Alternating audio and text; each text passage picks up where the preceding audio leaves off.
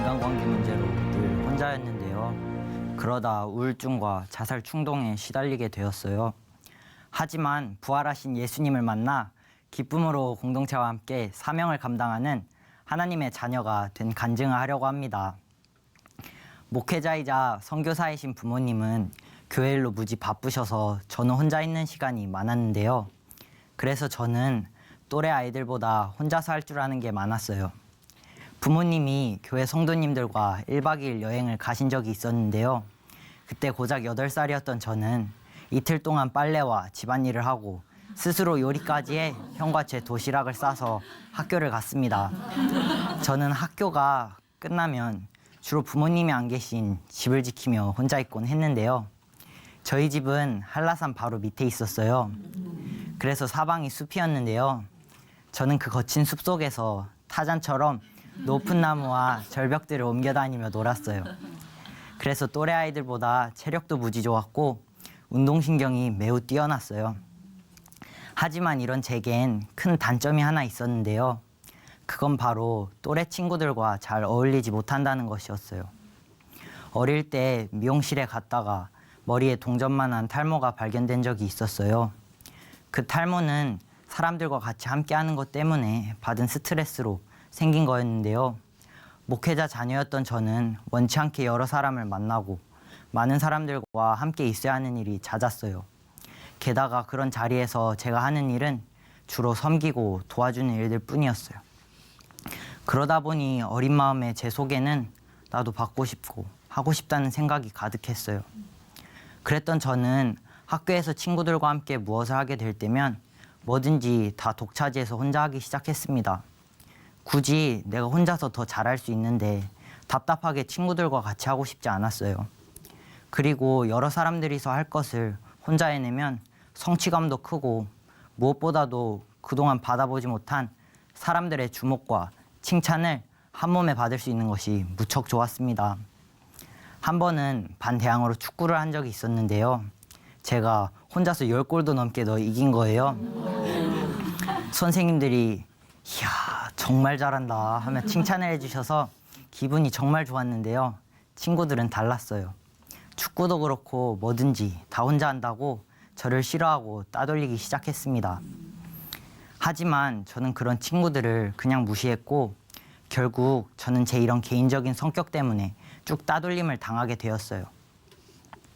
하지만 또 그러다가도 제가 무언가를 혼자 잘해서 사람들의 주목을 받게 될 때면 하나둘 친구들이 제 주위에 몰려들었는데요.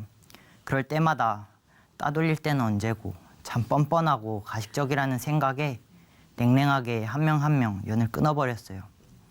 그러니 그 누구도 제게 쉽게 다가오지 못했습니다. 그렇게 긴 시간 동안 혼자 지내보니 외로웠어요. 그래서 정말 마음이 잘 통하는 친구가 한 명 정도는 있었으면 했는데 나중에는 의도치도 않았는데도 예전과 같은 악순환이 자꾸만 반복되면서 저는 계속 혼자 외로움에 시달리게 되었어요. 저는 꼭 이 악순환을 어떻게 해서든 멈추고 싶었어요. 마침 부모님을 따라 캄보디아에 선교를 나오게 되면서 새 환경에서 새 출발을 할 수 있었어요. 그렇게 서먹했던 사람과의 관계를 풀어나가기 시작했는데요. 사람을 어떻게 대해야 할지 너무 몰랐던 저는 잠언 같은 성경 말씀 구절들을 가지고 사람들을 대하기 시작했습니다. 듣는 귀가 복이 있다는 말씀에 항상 친구들의 말을 들어주었고 받는 것보다 베푸는 것이 좋다는 말씀에 항상 받지 않고 나누어 주었어요. 그리고 겸손한 것이 좋다는 말씀에 제 스스로를 낮추고 친구들을 높여주었는데요. 제가 달리기를 잘하는데 일부러 달리기를 져주고 이야 너 진짜 빠르다 하며 칭찬을 막 해주었습니다. 그리고 불우한 이웃을 돌보라는 말씀에 제 자신도 힘들었지만 저보다 더욱 힘든 친구들을 도와주려고 무지 애를 썼어요. 저는 솔직히 이렇게 사는 것이 싫었어요. 하지만 말씀대로 살면 모든 문제들이 해결되고 마음이 잘 통하는 친구가 생길 거라는 생각에 억지로라도 꼭 말씀대로 살았던 거였어요.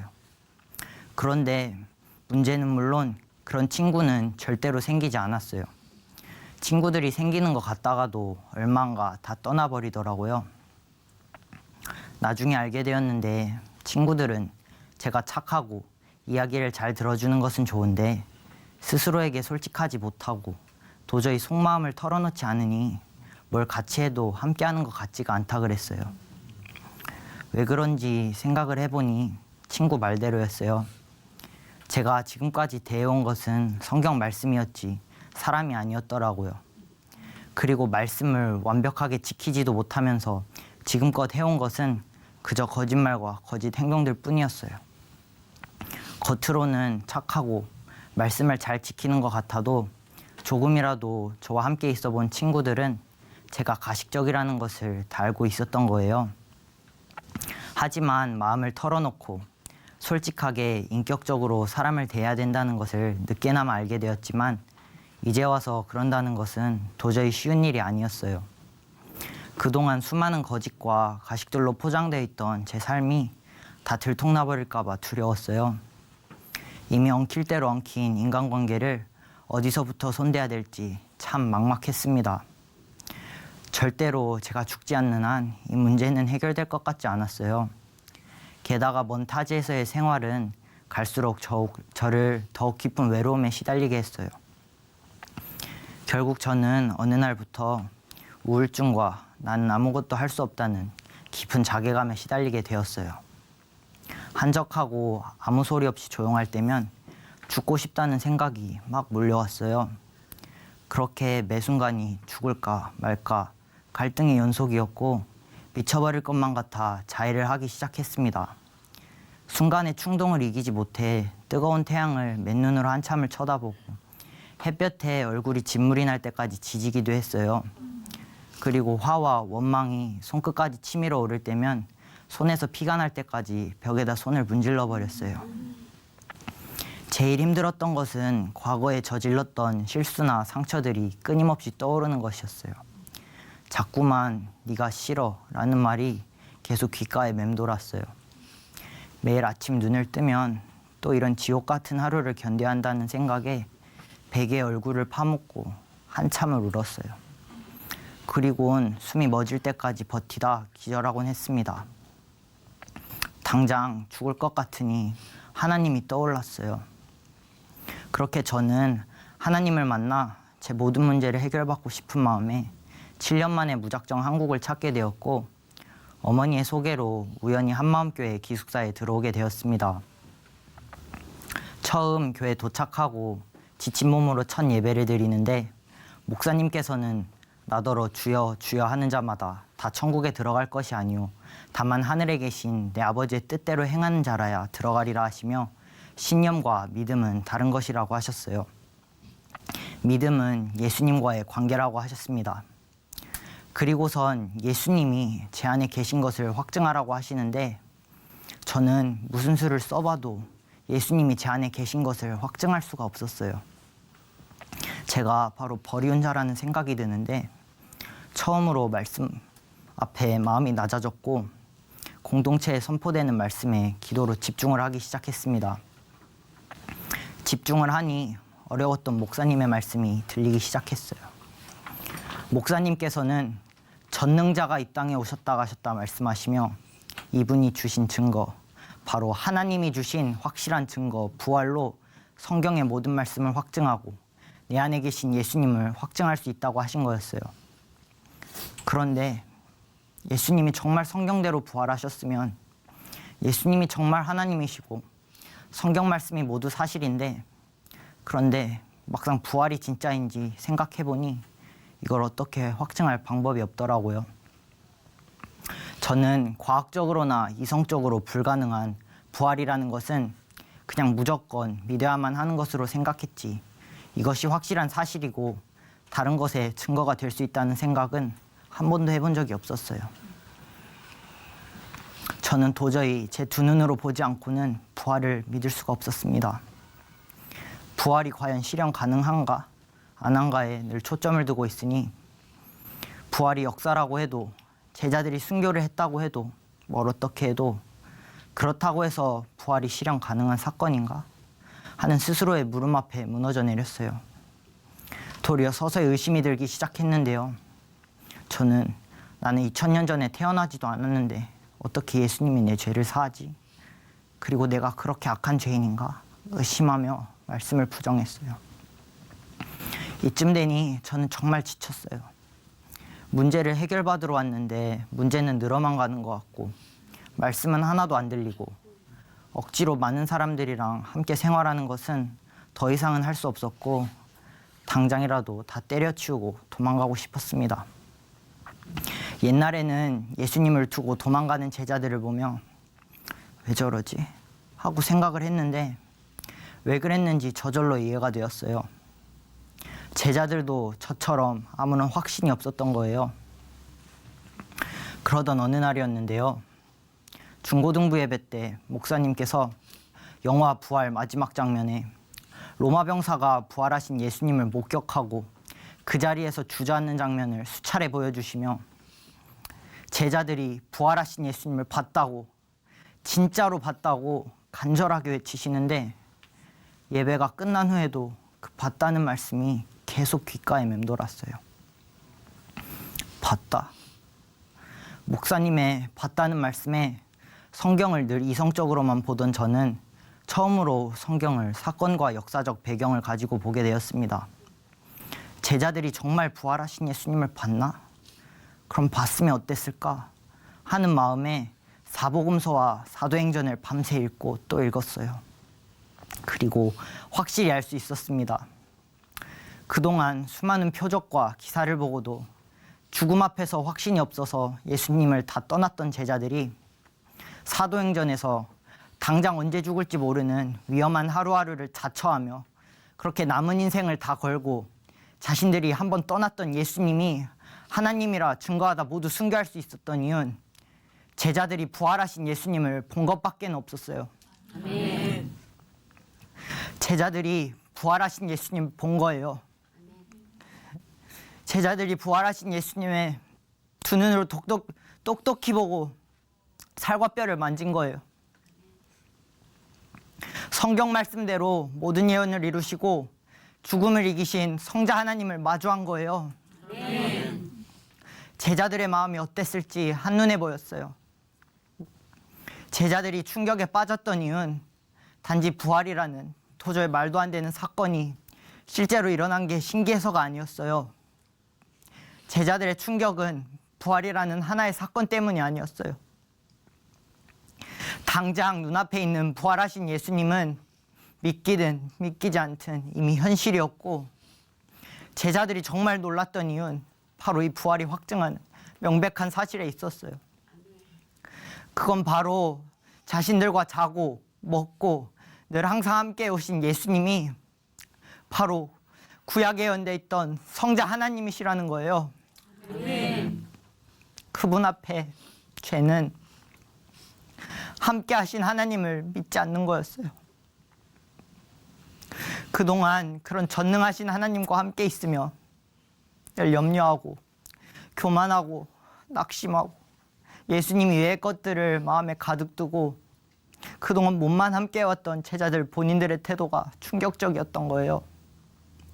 그리고 결정적으로 자신들이 떠났던 그 예수님이 십자가에 달려 모든 물과 피를 다 쏟으시고 마지막 호흡까지 원수 같은 자신들을 끝까지 사랑하신 그 예수님이 바로 하나님이시라는 그 엄청난 사랑 앞에 굴복했던 것이고 바로 이분이 영원토록 함께 하신다는 이 살아계신 하나님의 약속의 말씀이 제자들의 삶을 바꾸어 버렸던 거였어요. 아멘. 부활이 진짜였어요. 예수님이 정말로 살아계신 하나님의 아들이셨어요. 아멘. 똑같은 부활을 듣는데 그동안의 모든 의심과 부정이 한꺼번에 다 무너져 내렸어요. 눈을 감고 기도를 하는데 부활하신 예수님이 제 앞에 서 계신 것 같았어요. 그 어떤 것도 더 필요 없었어요. 부활이 너무나 선명하게 비춰지고 살아계신 그분 앞에 서게 되니 단번에 제가 얼마나 악한 죄인인지 알아졌어요.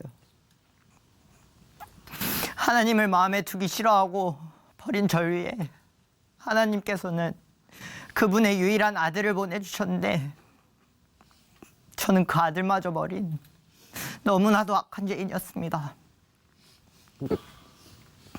예수님께서 못자국 난 손으로 여태껏 제 마음문을 애타게 두드리고 계셨는데 저는 그런 나약한 물걸로 당신이 어떻게 내 문제를 해결해 줄 수 있냐고, 난 당신 필요 없다고, 귀찮다고 무시하고 문전박대 하고 있었어요.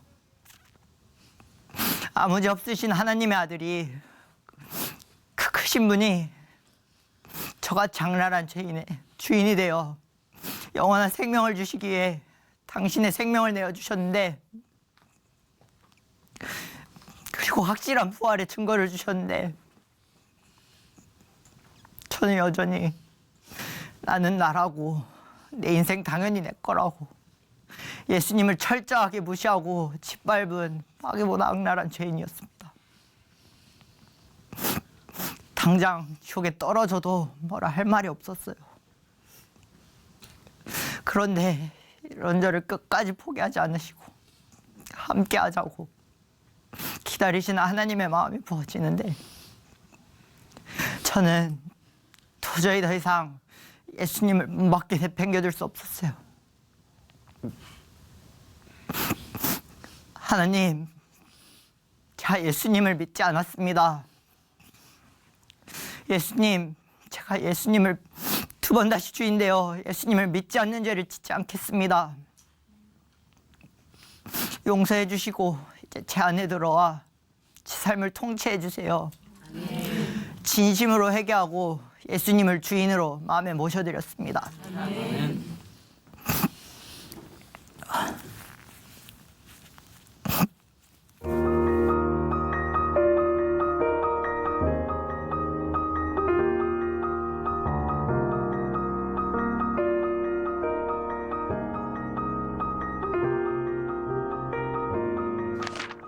예수님을 마음의 주인으로 모셔드리고 나니 정말 날아갈 것 같이 기뻤어요.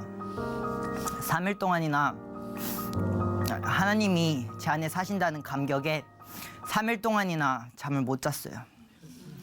그리고 예수님이 부활하시어 제 안에 사신다는 이 놀라운 사실로 그동안 저를 올가매었던 모든 문제들이 단번에 해결되었는데요.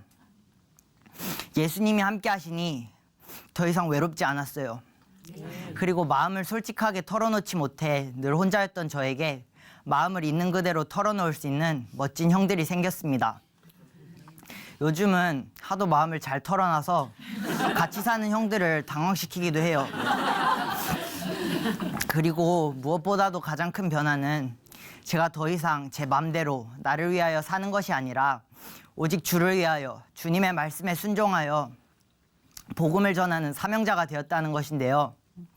저보다 훨씬 어린 아이들한테도 내가 잘못된 사상을 주입하여 애들 인생 망치는 것은 아닐까 하며 예수님에 대하여 말도 하지 않던 제가 이제는 길거리에서 노방전도를 하기까지 합니다.